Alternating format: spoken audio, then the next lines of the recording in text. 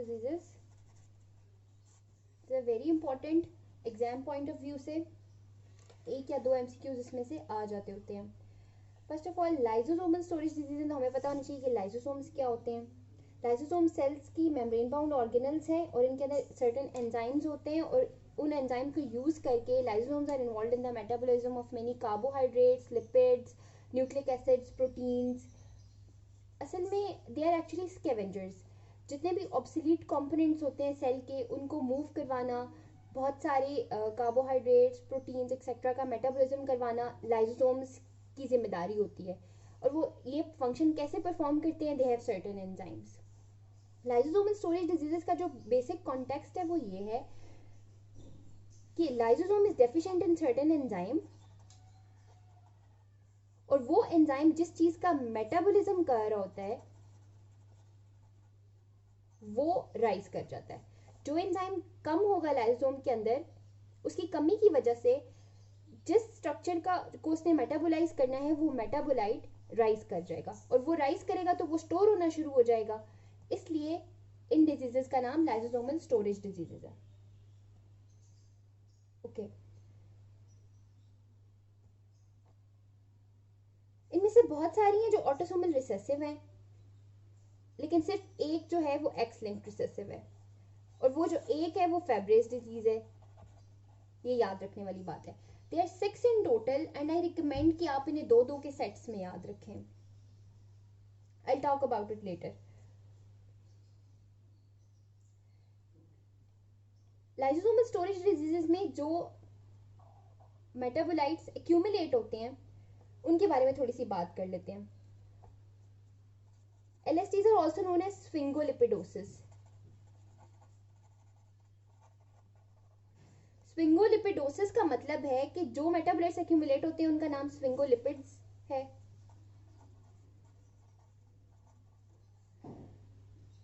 Sphingolipids कैसे बनते हैं? They are made from a molecule called sphingosine. स्फिंगोजीन क्या होती है? Sphingosine is a long chain amino alcohol और instead of having a C double bond OH group like a fatty acid, स्फिंगोजीन के अंदर दो OH ग्रुप्स और एक NH2 ग्रुप, उसके साथ एक अमाइनो ग्रुप अटैच होता है. अब इस अमाइनो ग्रुप के साथ अगर कोई फैटी एसिड का मॉलिक्यूल अटैच कर दें तो it gives us a ceramide. मतलब ऊपर स्फिंगोजीन अटैच हो और उसके साथ फैटी एसिड अटैच हो जाए तो एक स्ट्रक्चर बनता है जिसको कहते हैं सीरामाइड. जितने भी स्ट्रक्चर्स लाइसोसोमल स्टोरेज डिजीजेस में एक्यूमुलेट होते हैं, जितने भी मेटाबोलाइट्स एक्यूमुलेट होते हैं, they are actually ceramide derivatives.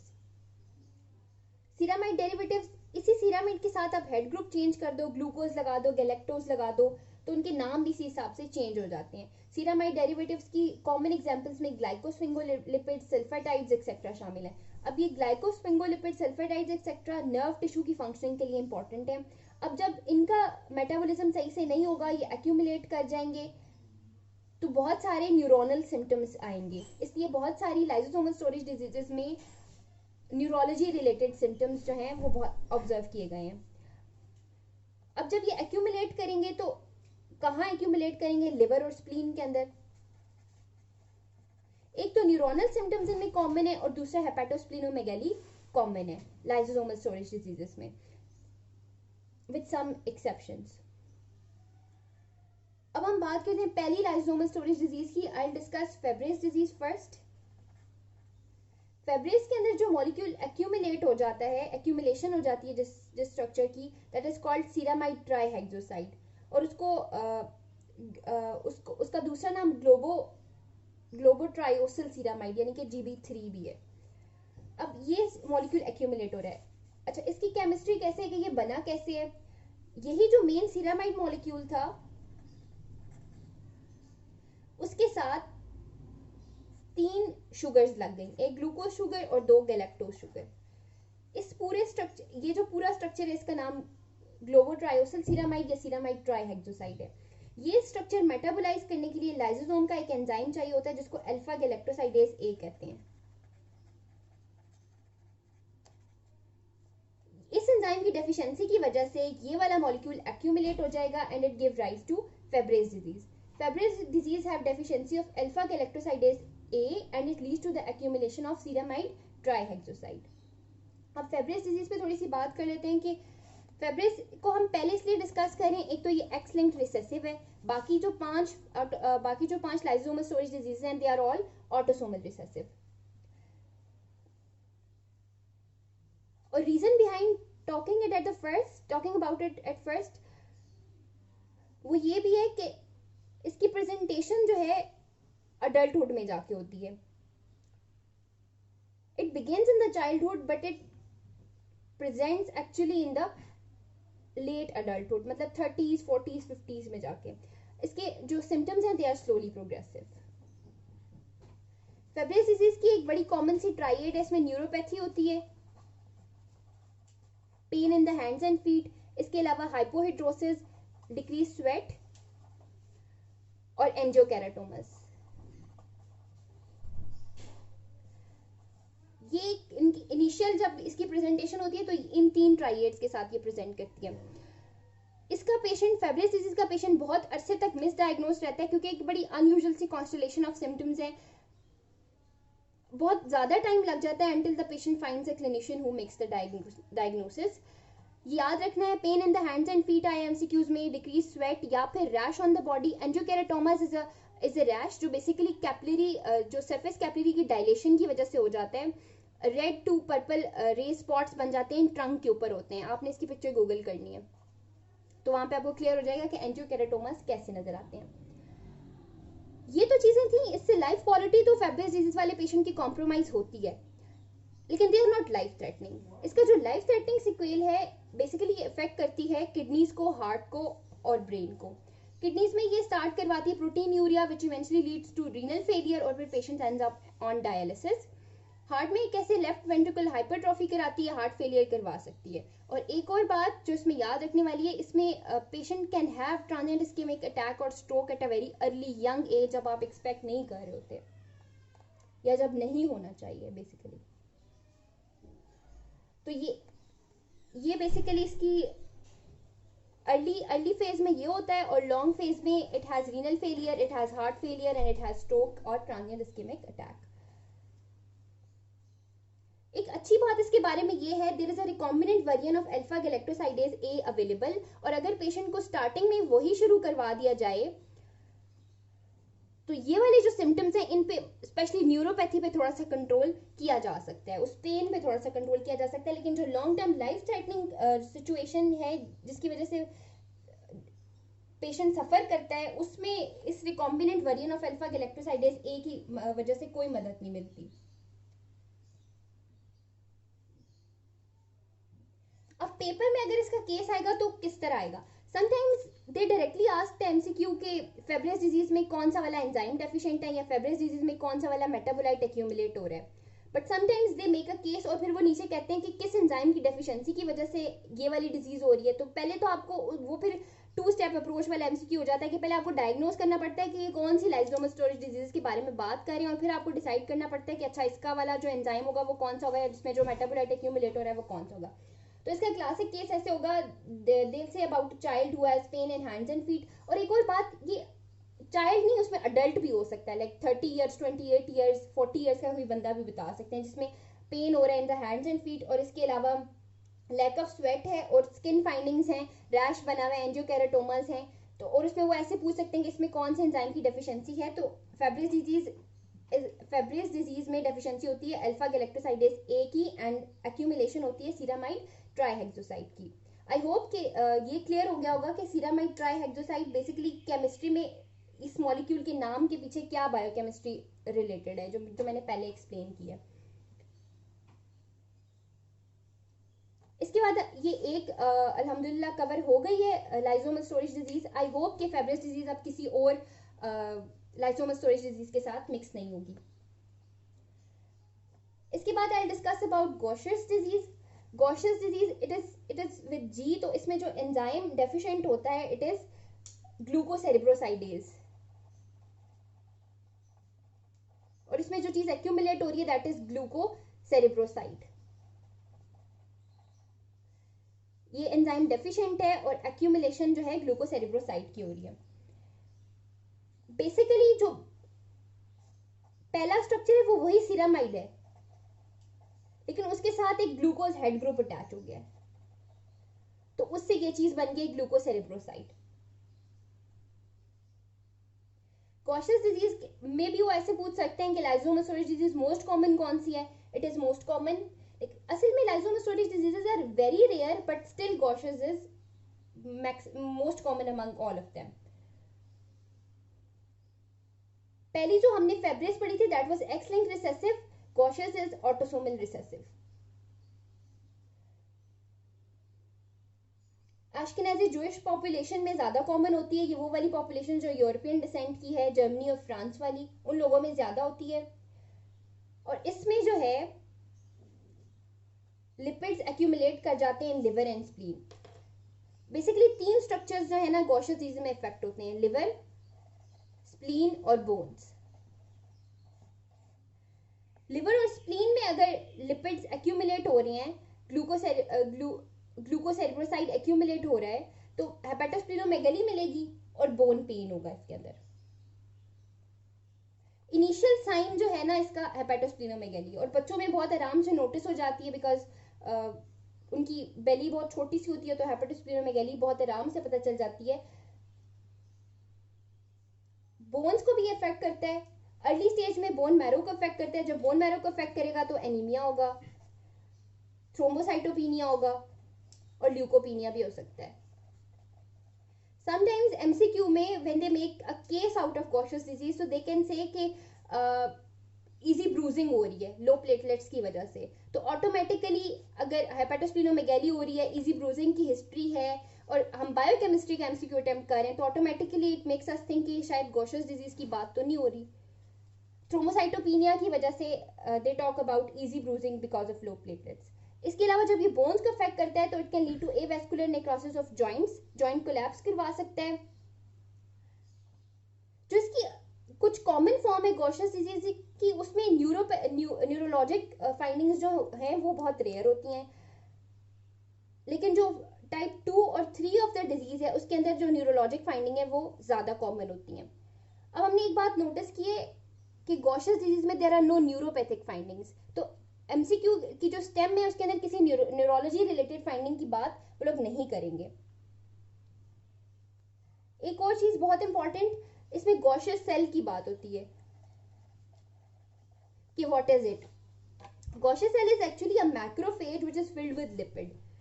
अब यहाँ पे याद रखें कि इसकी पैथोलॉजी में मैक्रोफेज शामिल है। It is not a lysosome that is filled with lipid, it is a macrophage.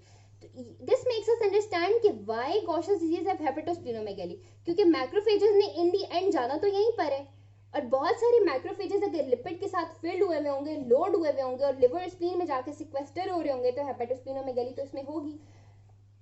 और जो मैक्रोफेज इसकी पैथोफिजियोलॉजी में इन्वॉल्व है, it looks like a crinkled paper, तो क्रिंकल्ड पेपर अपीयरेंस जो है वो गॉशर्स डिजीज में होती है।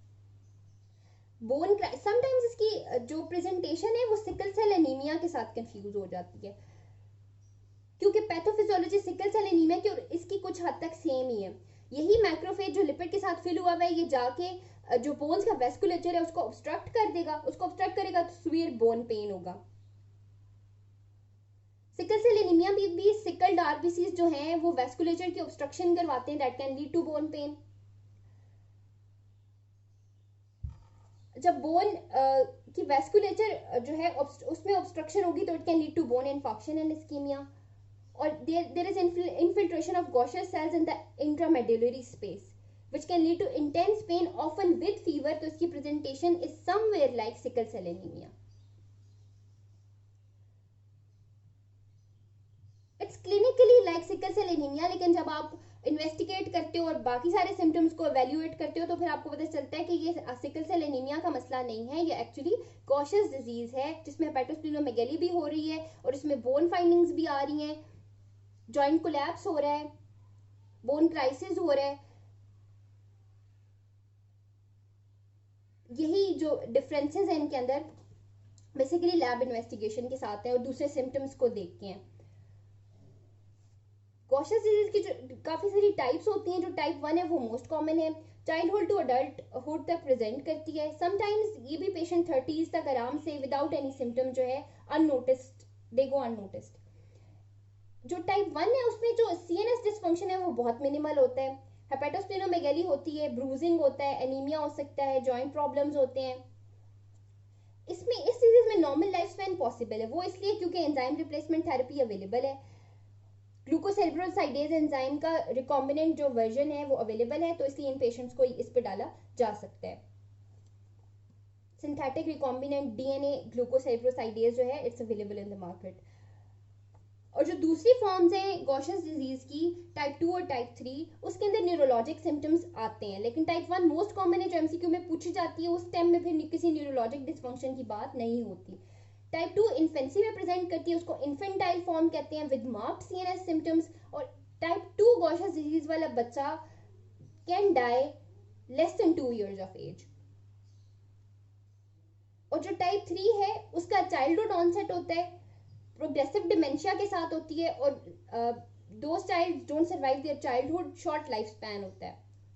तो बेसिकली याद रखना है कि रेयर फॉर्म्स जो है, रेयर टाइप्स ऑफ गॉशेस डिजीज में न्यूरोलॉजिक सिम्टम्स हो सकते हैं, लेकिन मोस्ट कॉमन टाइप में न्यूरोलॉजिक सिम्टम्स नहीं होते, सिर्फ हेपेटोस्प्लेनोमेगाली होती है और बोन्स रिलेटेड प्रॉब्लम जो है वो आ जाते हैं। लेकिन क्लिनिकली फिर आपको खुद से करना पड़ता है सिकल सेल के अंदर डिफरेंस और गॉशेस के अंदर डिफरेंस, क्योंकि समवेयर इनकी पैथोफिजियोलॉजी सेम है, तो ये मिक्स हो सकता है सिकल सेल डिजीज और गॉशेस डिजीज।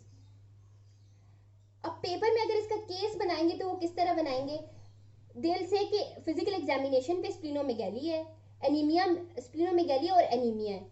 एनीमिया इसलिए होता है कि जब वो बोन्स को अफेक्ट करता है तो बेसिकली पहले मैरो पे अटैक करता है। जब मैरो पे अटैक होगा तो जाहिर बात है सारी सेल लाइंस नीचे जाएंगी, एनीमिया भी होगा, थ्रोम्बोसाइटोपिनिया भी होगा, ल्यूकोपिनिया भी होगा। हो सकता है वो स्टेम में एनीमिया बताएं, हो सकता है वो स्टेम में easy bruising from low platelets की बात करें। तो ये खुद सोचना है कि वो गॉशेस डिजीज की तरफ लेके जा रहे हैं। इसके अलावा जॉइंट पेन या फ्रैक्चर्स भी हो सकते हैं। इस तरह का स्टेम दे के नास कि कौन सा एंजाइम डेफिशिएंट है। अगर इस तरह के स्टेम के साथ एंजाइम डेफिशिएंसी पूछे तो they are obviously talking about Gaucher's disease, और डेफिशिएंसी इज ग्लूकोसेरेब्रोसाइडेज एंजाइम, और जो चीज एक्यूमुलेट करी दैट इज ग्लूकोसेरेब्रोसाइड। और एक और बात, समटाइम्स दे कैन से कि फ्रांस, जर्मन, ऐसी पॉपुलेशन की भी बात कर सकते हैं। इसके बाद will talk about the third lysosomal storage disease that is Niemann Pick disease. Niemann Pick disease के अंदर जोन सा वाला मॉलिक्यूल एक्यूमुलेट हो रहा है, मॉलिक्यूल नहीं सॉरी मेटाबोलाइट एक्यूमुलेट हो रहा है, दैट इज स्फिंगोमाइलिन, और it is broken down by sphingomyelinase enzyme. Basically sphingomyelin वही एक बेसिक स्ट्रक्चर इन सब का वही है सीरामाइड वाला, लेकिन उसके ऊपर सिर्फ हेड ग्रुप चेंज हो जाता है। अब स्फिंगोमाइलिन का जो हेड ग्रुप है वो फॉस्फेट नाइट्रोजन हेड ग्रुप है। फॉस्फेट नाइट्रोजन हेड ग्रुप जब सीरामाइड के साथ लग जाता है, it gives us स्फिंगोमाइलिन, और sphingomyelin is metabolised by sphingomyelinase enzyme. और इस डिजीज का नाम नीमेन-पिक डिजीज है। इट इज ऑटोसोमल रिसेसिव, ये भी वही यूरोपियन, जर्मन और फ्रांस वाली पॉपुलेशन में ज्यादा कॉमन होती है। इसमें भी स्प्लेनोमेगाली होती है, but it is with neurologic deficits. अब दोनों में फर्क क्या है, गॉशेस डिजीज में और नीमेन-पिक डिजीज में ये फर्क है कि गॉशेस डिजीज में भी स्प्लेनोमेगाली होती है, लेकिन उसकी जो मोस्ट कॉमन फॉर्म है उसके अंदर न्यूरोलॉजिक डेफिसिट्स नहीं होते। नीमेन-पिक डिजीज में स्प्लेनोमेगाली विद न्यूरोलॉजिक डेफिसिट्स मिलेगी, और इसकी भी काफी सारी सब टाइप्स होती हैं। इन्फेंसी में प्रेजेंट करती है, लेकिन अडल्टहुड तक पेशेंट मे गो अननोटिस्ड। इसकी भी क्योंकि टाइप पे बेस करता है, कुछ जो स्वीयर फॉर्म्स हैं वो जल्दी प्रेजेंट कर जाते हैं, कुछ जो स्वीयर फॉर्म्स हैं उनका जल्दी पता चल जाता है, और माइल्डर फॉर्म्स में देर में पता चलता है। हेपेटोस्प्लेनोमेगाली अब इसमें होती है तो अंडरस्टूड सी बात है कि इसमें सेकेंडरी थ्रोम्बोसाइटोपिनिया हो सकता है। प्रोग्रेसिव न्यूरोलॉजिकल इम्पेयरमेंट होती है। वीकनेस हिस्ट्री ऐसे होती है कि बच्चा पहले ठीक था, आहिस्ता आहिस्ता उसने अपनी सारी मोटर स्किल्स लूज करना शुरू कर दी, जो उसको पहले वो सीखना शुरू कर गया था, जो पहले ही mastered and then he started forgetting them. Progressive neurological impairment होती है, वीकनेस के साथ प्रेजेंट कर सकती है, और इसकी पैथोलॉजी में फोम सेल्स होते हैं। What are foam cells? Foam cells are large macrophages which are filled with lipids. और ये फोम सेल्स भी कहाँ हेपेटोस्प्लीनोमेगाली होती है, ऑफ कोर्स कहाँ पे जाकर सिक्वेस्टर हो रहे हैं, स्प्लीन में, बोन मैरो में। स्फीयर, इसकी जो स्फीयर फॉर्म है जो जल्दी प्रेजेंट कर जाती है उनमें डेथ जो है, बच्चा 3 से 4 साल से भी छोटा होता है, ही डाइज। और एक और चीज इसमें very important finding on the physical exam is cherry red spot. Cherry red spot fundoscopic examination में मिलता है, और 2 लाइसोमल स्टोरेज डिजीज हैं जिनमें चेरी रेड स्पॉट होता है, one is Niemann Pick and other one is Tay सैक्स। अब इन दोनों में हेपेटोस्प्लीनोमेगाली को देख के हम फर्क करेंगे। एमसीक्यू के स्टेम को सही से रीड करना है ध्यान से। अगर hepatosplenomegaly with cherry red spot है, they are talking about Niemann Pick disease. अगर हेपेटोस्प्लीनोमेगाली नहीं है, अकेला चेरी रेड स्पॉट है, तो दे आर टॉकिंग अबाउट टे सैक्स डिजीज। अच्छा, चेरी रेड स्पॉट एक और कंडीशन है जिसमें मिल सकता है, that is central retinal artery occlusion. वो बेसिकली बायोकेमिस्ट्री डोमेन का तो नहीं है।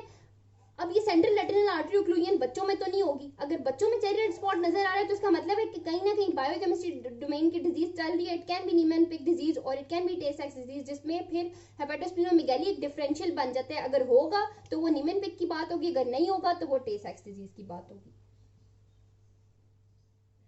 अब इसका केस किस तरह से आता है? इसका केस आता है कि बच्चा पहले ठीक था, अभी वीकनेस हो रही है, मोटर स्किल्स जो पहले उसने सीखी थी अब वो भूल गया है।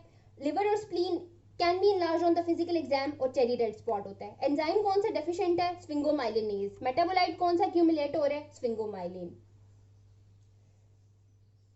ये 3 लाइसोमल स्टोरेज डिजीजेस अल्हम्दुलिल्लाह इस वीडियो में कवर हुई हैं। नेक्स्ट 3 के बारे में मैं नेक्स्ट वीडियो में बात करूंगी इंशाल्लाह।